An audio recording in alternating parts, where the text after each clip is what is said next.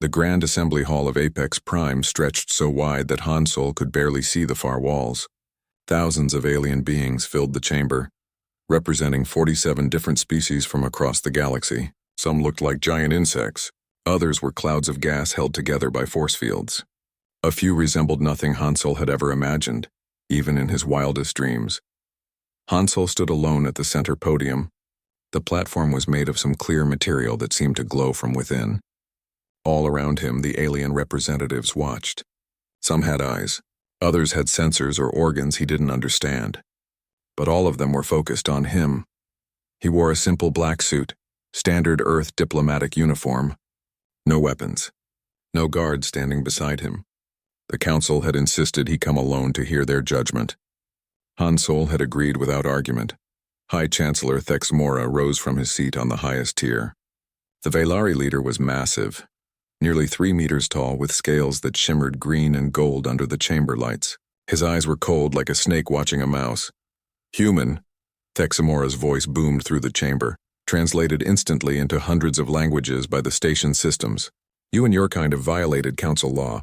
You have expanded beyond your permitted borders. You have built military installations without authorization. You have traded with restricted species. Han Solo said nothing. He simply stood and listened.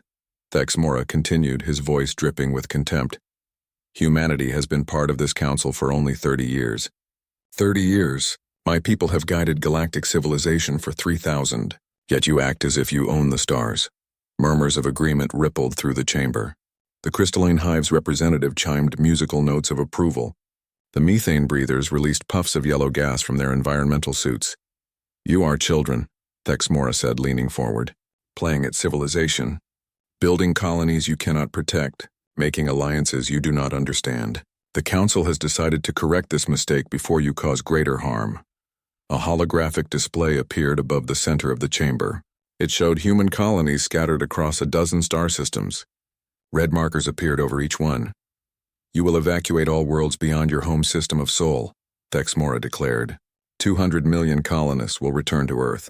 You have 72 hours to begin the evacuation. If you refuse, the Council will enforce this order by military action. The chamber erupted in cheers and approving sounds from dozens of species. Only a few remained silent, watching with what might have been concern. Han Solo finally moved. He reached into his jacket pocket slowly, making sure everyone could see his hands. He pulled out a small data chip and held it up. May I address the council? He asked, his voice calm. Thex Mora laughed, a harsh barking sound. You may beg, human, if you wish. The decision is made. I'm not here to beg, Han Solo said. He walked to the podium's control panel and inserted the data chip. I'm here to show you something. The holographic display changed. Now it showed intercepted communications marked with Velari military codes. Han Solo pressed another button and audio began to play. The human colonist will be valuable, a Velari voice said in the recording. Their labor will offset the costs of relocation. Place them in the mining facilities on Kragoth 9. They'll work until they die like the others. The chamber fell silent. Han Solo played another recording, then another. Each one revealed the truth. The Velari weren't planning to evacuate human colonists safely. They were planning to enslave them. 200 million people would disappear into forced labor camps across Velari space. You see, Han Solo said quietly, we've been listening. For 30 years you've dismissed us as primitive and stupid. You thought we couldn't understand your technology or decode your communications. You were wrong. Thexamora's scales flushed dark red with anger. This is fabricated. Lies designed to. The authentication codes are included in the data packet, Han Solo interrupted. Every delegate in this chamber now has access to the full files. Check them yourself. Chaos erupted in the assembly. Representatives shouted at each other in dozens of languages. Some demanded explanations from the Velari delegation. Others called for order. Han Solo waited for the noise to quiet slightly. Then he spoke again, his voice cutting through the confusion. The Council has kept younger species under control for centuries. You tell us where we can go, what we can build, who we can trade with.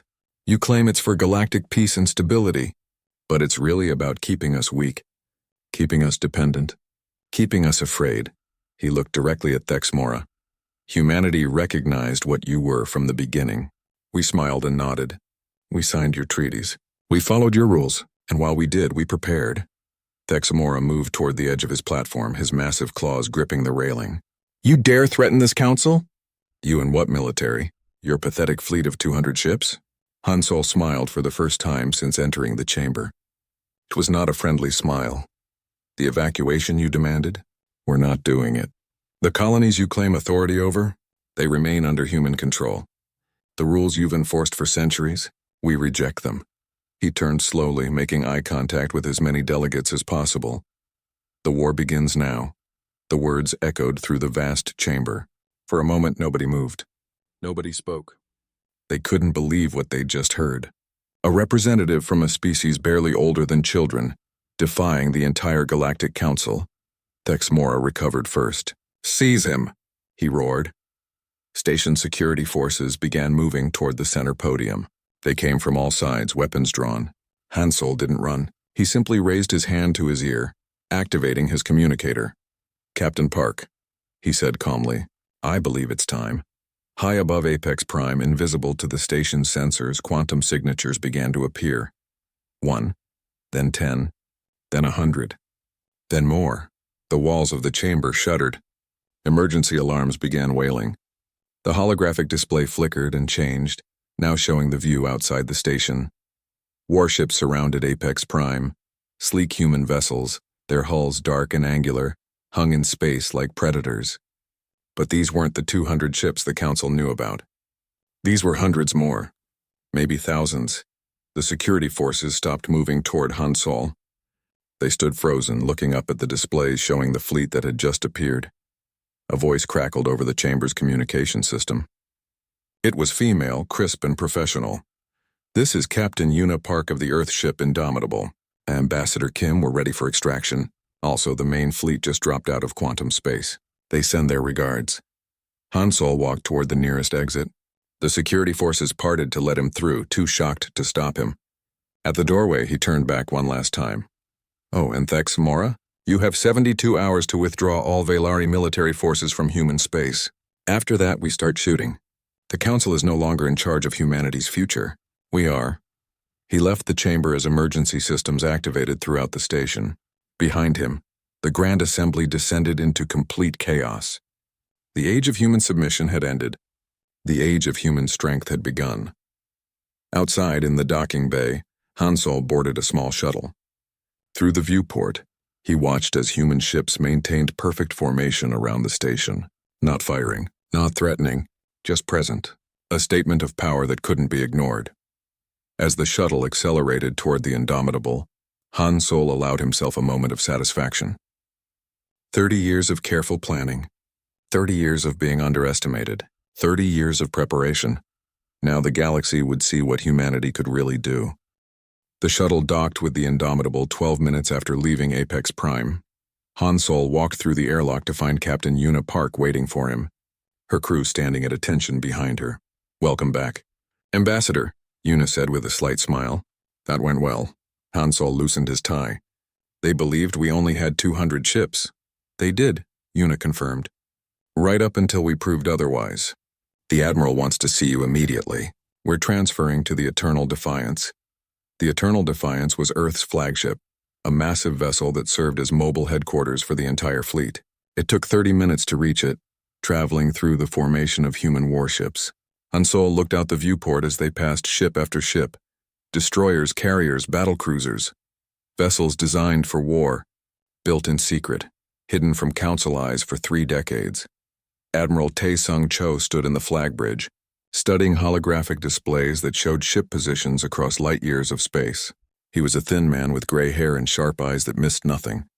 When Hansol entered, the Admiral turned and nodded. Your speech was excellent, Tae-Sung said. The Council is panicking. We're intercepting thousands of communications. Some species are demanding explanations. Others are already pulling back their support for the Velari. Good, Hansol replied. How many ships do we actually have? In this fleet? 417 combat vessels. But that's just Task Force 1. Tae-Sung gestured to the display and it zoomed out to show different sectors of space. Task Force 2 is positioning near the human colonies. Task Force 3 is in reserve near Jupiter. In total, we have 1,233 warships combat ready. Hansol let out a breath he didn't know he'd been holding. We really did it. We did, Taesung agreed. The question now is whether the Velari will back down or fight. A new officer approached.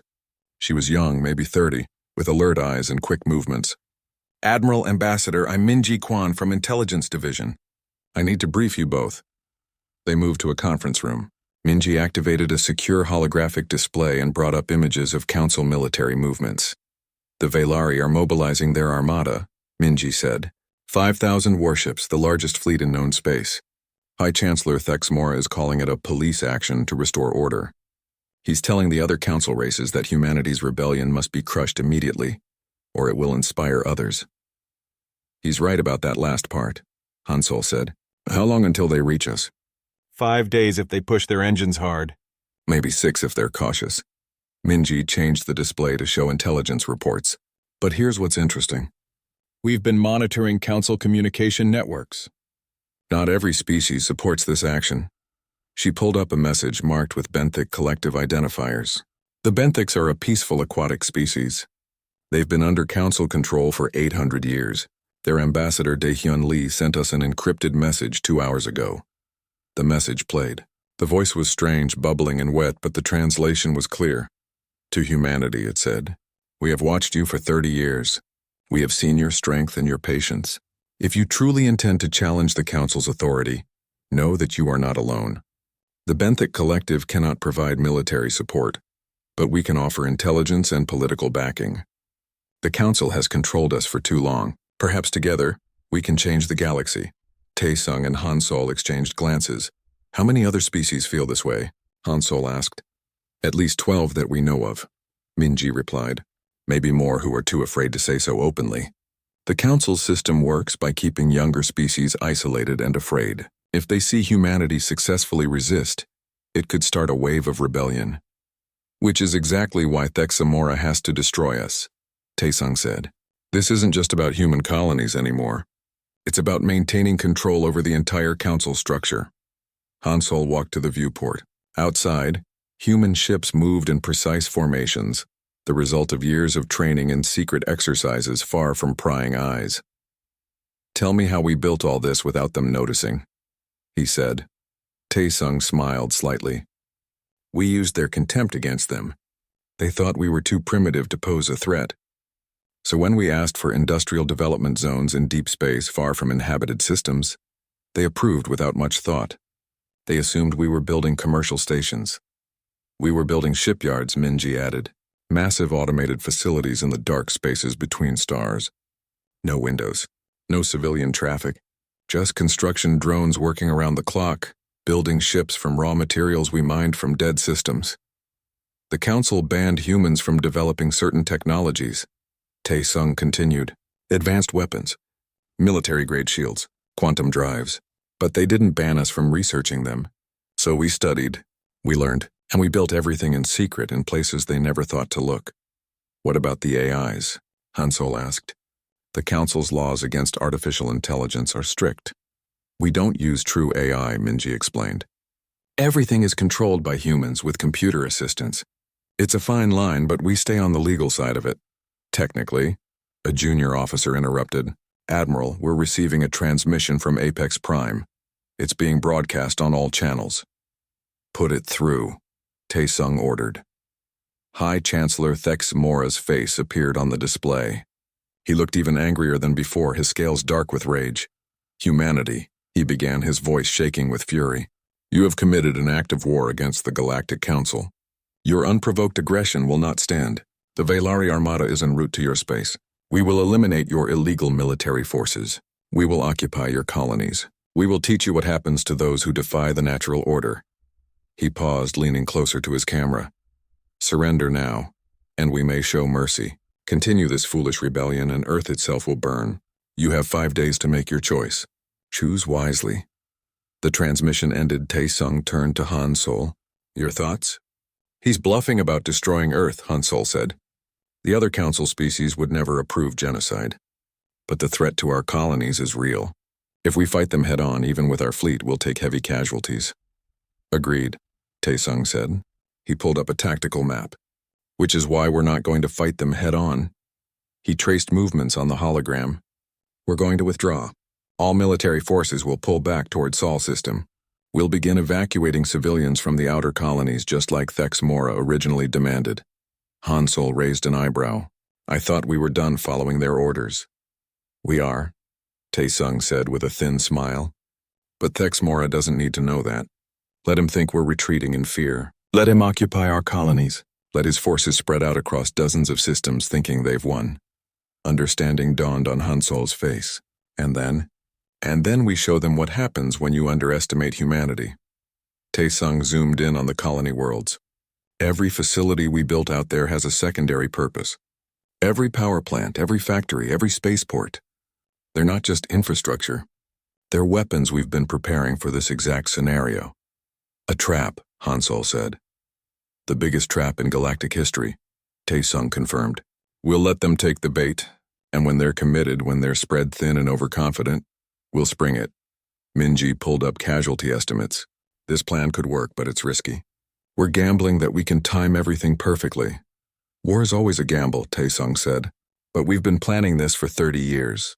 The Velari have been coasting on their reputation for 3,000. They've forgotten how to fight a real war. We're about to remind them. Hansol nodded slowly. Issue the withdrawal orders. Let's make this look convincing. As the orders went out, human ships began changing positions. To outside observers, it looked like a panicked retreat. But every move was calculated. Every ship knew exactly where it was going. In 5 days, the Velari Armada would arrive, and the real war would begin. The colony world of New Incheon looked peaceful from orbit. Cities dotted the continents below, their lights visible even in daylight. Factories hummed with activity. Transport ships moved cargo between surface and space. Everything seemed normal. But the people were leaving.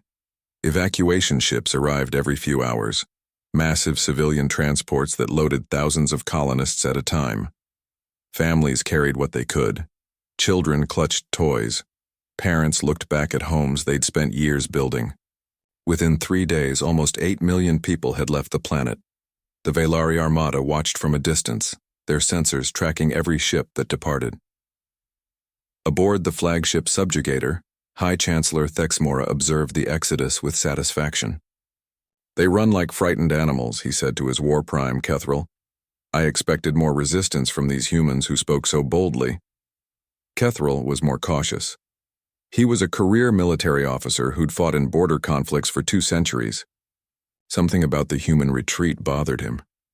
They're leaving their infrastructure intact, Kethril observed. Power plants still operating, factories still running, defensive platforms still active, though not firing at us. It's strange. It's efficient, Thex Mora countered. Why destroy what we'll soon control? The humans know they cannot win. They salvage what pride they can by following our original ultimatum. Perhaps, Kethril said, but his tone suggested doubt. The Velari Armada had split into 7 battle groups, each targeting a different human colony. New Incheon was one of 4 worlds Thex Mora had personally chosen to occupy. 2,000 Velari warships moved into the system, their weapons charged and ready for any resistance. They encountered almost none. A few automated defense satellites fired token shots before being destroyed. 3 human frigates made a brief stand near the outer planets, then retreated when the Velari returned fire. Within 6 hours, Velari forces had complete control of orbital space. Begin landing operations, Thex Mora ordered. Secure all major cities and industrial facilities. Dropships carried Velari soldiers to the surface. They found empty streets and abandoned buildings. The human colonists were truly gone. Only automated systems remained, maintaining the colony's functions. On the bridge of Subjugator, Thex Mora broadcast his triumph across Council networks. The human rebellion has ended before it began, he announced. Their colonies are now under Council control. Their military has fled. This is what happens to those who challenge the natural order. Across the galaxy, Council species received the message. Some celebrated. Others remained silent, watching to see what would happen next. But in the darkness between stars, hidden from sensors by the radiation of nearby stellar phenomena, the human fleet waited. Admiral Tae-sung sat in the flag bridge, of eternal defiance, watching tactical displays with absolute focus. Around him, officers worked in quiet efficiency, tracking the Velari positions across 7 star systems. They've occupied all target colonies, an officer reported. Velari forces are establishing ground bases and orbital stations. Estimated time until they're fully committed? Taesung asked. 42 hours, sir. They're moving equipment and personnel as if settling in for a long occupation. Good, Taesung said softly. Let them get comfortable.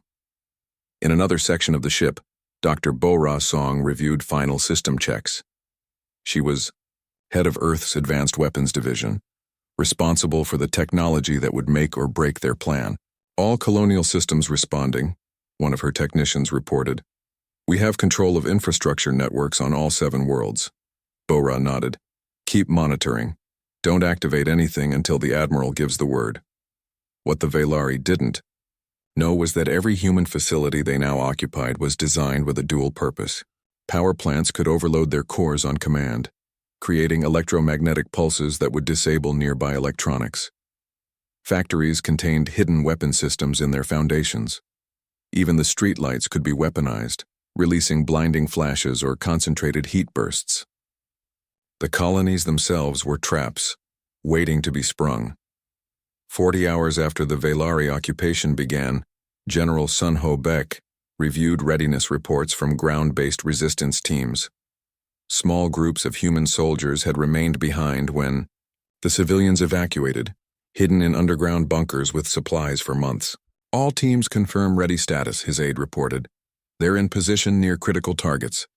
Have them stand by, Sun Ho ordered. This has to be perfectly timed. On New Incheon, a Velari commander established his headquarters in what had been the colonial governor's complex. The building was large and well-equipped with communication systems that still worked perfectly. He'd been surprised by how easy the occupation was. The humans built nice facilities, he told his subordinates. We should keep them running. No sense wasting good infrastructure. He didn't notice that the building's power systems were slightly different from standard colonial architecture. He didn't realize that what looked like support columns were actually disguised weapon mounts, and he certainly didn't know that every computer system in the building was still connected to Earth's military network.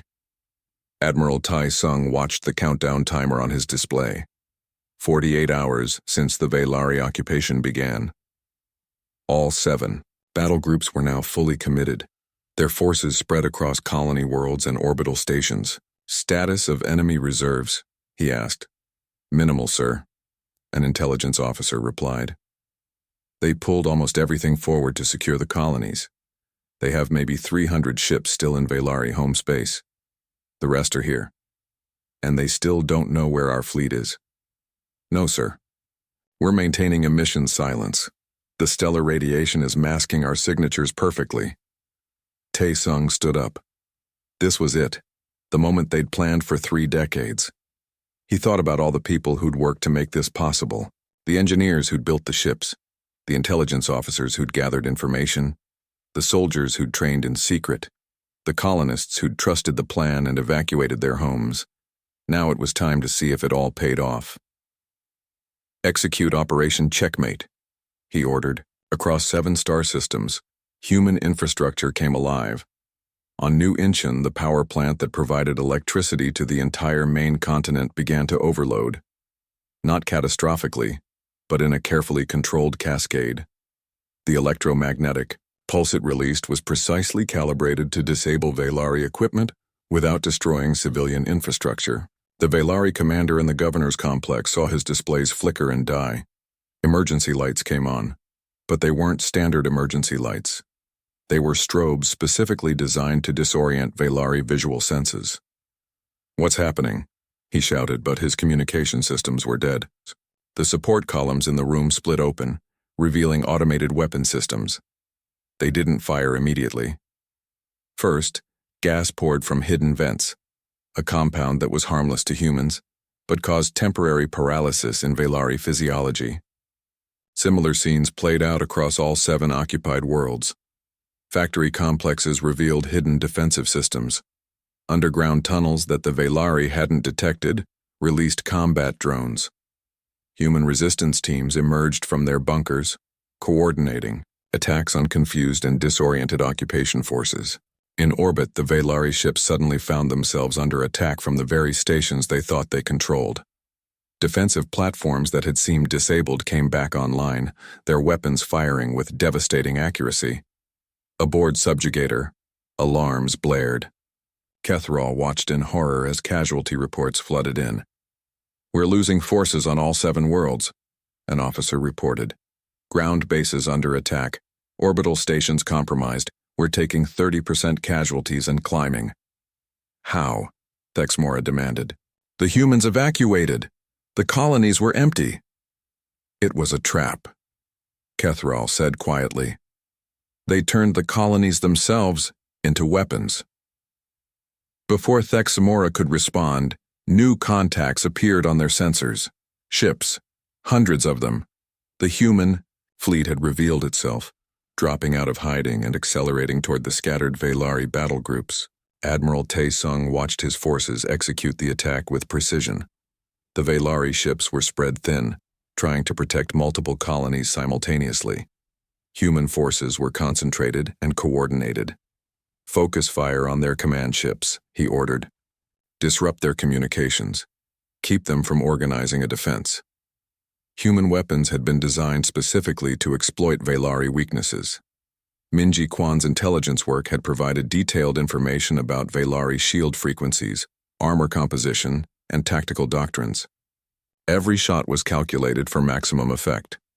In the first 2 hours of battle, the Velari lost over 1,000 ships. Their forces were in chaos, unable to mount an effective counterattack. Thexmora stared at his displays in disbelief. How did they know? How did they prepare for this? "They've been watching us for 30 years, Kethral said, learning everything about us while we dismissed them as primitives." The tables had turned completely. The Velari Armada, once the galaxy's most feared military force, was being systematically destroyed by an enemy they'd completely underestimated. And somewhere in deep space, more human ships were appearing. Not hundreds this time, thousands. The Galactic Council chamber was silent. Every delegate watched the holographic displays showing the battle unfolding across 7 star systems. The Velari Armada, legendary and feared for millennia, was being torn apart. The Crystalline Hive's representative, a being of living silicon, spoke first. Its voice chimed like breaking glass. "This changes everything." "The humans were supposed to be weak," another delegate said. "Thexmora promised us this would be a simple police action." "Thexmora was wrong," came a new voice. Everyone turned. Ambassador Dae-Hyun Lee of the Benthic Collective stood in his environmental tank, his aquatic form visible through the transparent walls. He'd remained silent throughout the previous council session, but now he spoke with confidence. "The Velari have ruled through fear for 3,000 years. Dae-Hyun continued. "They convinced us that resistance was impossible, that the current order was natural and inevitable. Humanity has proven otherwise. You support this rebellion?" a delegate demanded. "I support freedom," Dae-Hyun replied, "and I am not alone." On his signal, 12 other delegates stood. Species that had been council members for centuries, but had always remained quiet, always followed the Velari lead. Now they showed their true feelings. "The Benthic Collective is cutting off all resource shipments to Velari space," Dae-Hyun announced, effective immediately. "We will no longer support their military aggression." Chaos erupted in the chamber again. The political structure that had governed the galaxy for millennia was fracturing. On Earth, President Haewon Choi watched the same battlefields with a mixture of pride and concern. Her cabinet surrounded her in the secure command center beneath the Swiss Alps. "Our casualties?" she asked. "Light so far," her military advisor replied. 43 ships damaged, 7 destroyed. The Velari have lost over 1,500. "And civilian casualties?" "None on our colonies. We evacuated everyone before the fighting started. Velari ground forces casualties are heavy, but we're following engagement protocols, offering surrender to anyone who stops fighting." Haewon nodded. That had been one of her firm requirements. This was a war for freedom, not genocide.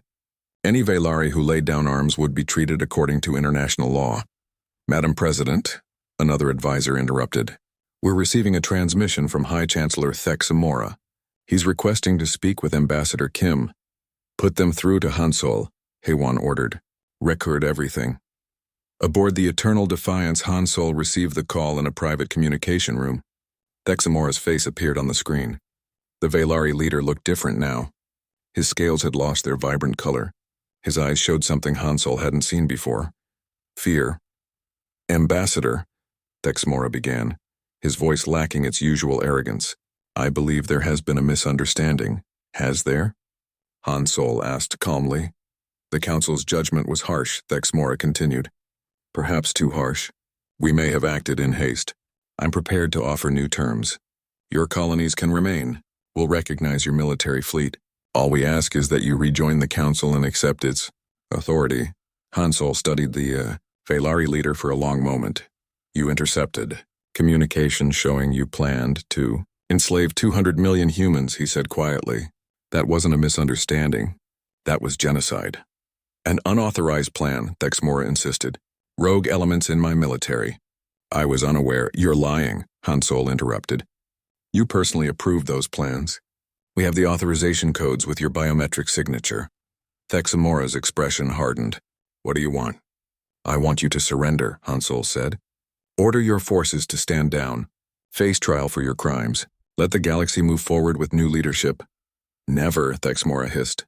The Velari Dominion will not bow to humans. Then you'll fall to humans, Hansol replied. Your choice. The transmission cut off. War Prime Kethral approached Thexamora on the bridge of Subjugator. The War Prime had served his people for over 2 centuries, fighting in dozens of conflicts. He'd seen enough war to know when a battle was lost. High Chancellor, we need to withdraw, Kethral said. We've lost 40% of our forces. The humans control all 7 colony systems. If we continue fighting, they'll destroy the entire armada. I will not retreat, Thexamora roared. I will not let history remember that the Velari fled from primitives. History will remember us as fools who threw away 3,000 years of civilization out of pride, Kethral countered. Pull back to Velari space. Consolidate our remaining forces. Negotiate from a position of... Thexamora drew a weapon and fired. Kethral collapsed, dead before he hit the deck. The bridge crew froze in shock. Anyone else wish to suggest surrender? Thexamora asked quietly. Nobody spoke. We withdraw to our home system, Thexamora ordered. But not to negotiate. We'll make our final stand there. If the humans want to destroy us, they'll have to face every defense our homeworld possesses. The surviving Velari ships began retreating, leaving behind wreckage and disabled vessels. Human forces could have pursued, but Admiral Taesung ordered them to hold position. Let them go, he said. We've made our point. Now we see if they'll accept reality or force us to finish this. In a small cabin on a human destroyer, Commander Jiwoo Nam prepared her fighter for the next mission. She was young for a squadron commander, only 28, but she'd proven herself in the recent battles. Her tactical innovations had helped human forces achieve their overwhelming victory. You don't have to go, her wingman said. We've won. The war's basically over. It's not over until Thexamora surrenders, Jiwoo replied. And he's not going to. We're going to have to take the Velari homeworld. Her wingman looked uncomfortable. That's going to be bloody. They'll defend it with everything they have. I know, Jiwoo said. But what choice do we have? If we stop now, they'll rebuild and come after us again in a few years. It was the question everyone was asking. How far should humanity push this victory? Aboard a damaged Velari ship drifting near New Incheon, a young Velari officer named Vex watched his people's defeat with complicated feelings. He was a scholar who'd been conscripted into military service, someone who'd always questioned his government's aggressive policies. Now he watched as human ships provided assistance to disabled Velari vessels, offering medical aid and rescue to survivors. It wasn't the behavior Vex had been taught to expect from primitive barbarians. He made a decision. Using emergency communications, he sent an encrypted message to the nearest human ship. This is Scholar Vex of the Velari Science Academy. I wish to defect. I have information about our homeworld's defenses that might prevent further bloodshed. 3 hours later, Vex found himself aboard a human medical ship, being treated for injuries sustained when his vessel was hit. A human officer came to interview him. Why are you doing this? Minji Quan asked. She'd been sent to evaluate whether the Velari's offer was genuine. Because this war is wrong. Vex replied through a translator. Thexmora and the Old Guard have corrupted everything the Velari once stood for. We were explorers and scientists before we became conquerors. I want to help restore what we've lost. Minji studied him carefully. Her training in xenopsychology helped her read body language across species. The Velari seemed sincere. What can you tell us about your homeworld's defenses? Everything, Vex said, in exchange for asylum and a promise that you'll try to minimize civilian casualties when you attack. Over the next 2 days, Vex provided detailed information about Velari defensive systems, military installations, and population centers. He also revealed something more valuable: the existence of a growing resistance movement within Velari society itself. Not everyone supported Thexmora's war. Hansol reviewed the intelligence and made a call to Captain Yuna Park. How would you feel about leading a special mission? He asked. Depends on the mission, Yuna replied. We need to contact the Velari resistance, coordinate with them. If we can trigger an internal revolt while we attack from outside, we might be able to end this without destroying their entire civilization. Yuna considered. It's dangerous. If Thexmora discovers we're communicating with his people, he might execute them all. I know, Hansol said. That's why it has to be done carefully. But Vex says there are military officers loyal to Kethral who want to remove Thexmora from power. If we can support them, we might save millions of lives on both sides. Then I'll do it, Yuna decided. But I'll need a small team. People who can think on their feet. As plans were made for the final assault on the Velari homeworld, President Choi convened an emergency cabinet meeting. We're winning, she said, but we need to decide what kind of galaxy we want to create when this war ends. Do we destroy the Velari completely, occupy their worlds, or do we try to build something better? Her advisors argued both sides. Some wanted harsh punishment. Others advocated for mercy and reconciliation. Hansol, attending via secure video link, finally spoke. We didn't start this war to become the new oppressors, he said. We started it because we refused to be oppressed. If we turn around and crush the Velari the way they tried to crush us, we become what we fought against. So what do you suggest? Choi asked. We remove Thexmora and his supporters. We help the Velari people establish new leadership. And then we build a new council based on actual equality, not domination. The Velari homeworld hung in space like a jewel.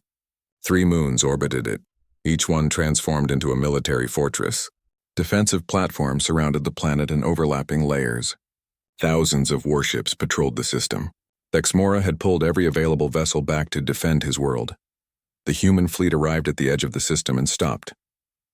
They didn't attack immediately. Instead, Admiral Taesung sent a message. To the people of the Velari Dominion, we are not here to destroy you. We are here to end a war that your leaders started. If High Chancellor Thexmora surrenders and agrees to face justice, we will withdraw peacefully. This is your last chance for a peaceful resolution. The response came quickly. Thexmora himself appeared on every display. Humans, he said, his voice steady despite everything. You have won battles, but you have not won the war. This is our home. Every Velari will fight to the last breath to defend it. If you attack, we will make you pay for every meter of space you take. And if we fall, we will ensure you fall with us. The transmission showed a schematic of the planet's core. Thexmora had installed weapons that could destabilize it, creating an explosion that would destroy the entire system. Retreat now, or 3 billion Velari die, along with however many of your ships we can take with us. The transmission ended. Aboard the Eternal Defiance, Hansol stared at the display in shock. Is he bluffing? He asked. Unknown, Minji replied. The technology exists. Whether he's actually installed it or would actually use it, we can't be certain. He just killed his own war prime for suggesting retreat, Admiral Taesung said quietly. I don't think he's bluffing. So what do we do? An officer asked. We can't attack if it means killing billions of civilians. Hansol thought for a long moment. Then he turned to Captain Yuna Park. Is your contact inside the Velari military ready? Yes, Yuna replied. The resistance group is in position, but they're asking for proof that we'll honor our promises. They won't move against Thexmora unless they trust us. Tell them this, Hansol said. If they remove Thexmora and disarm those planetary weapons, humanity will withdraw. We'll negotiate a peace treaty that respects Velari sovereignty.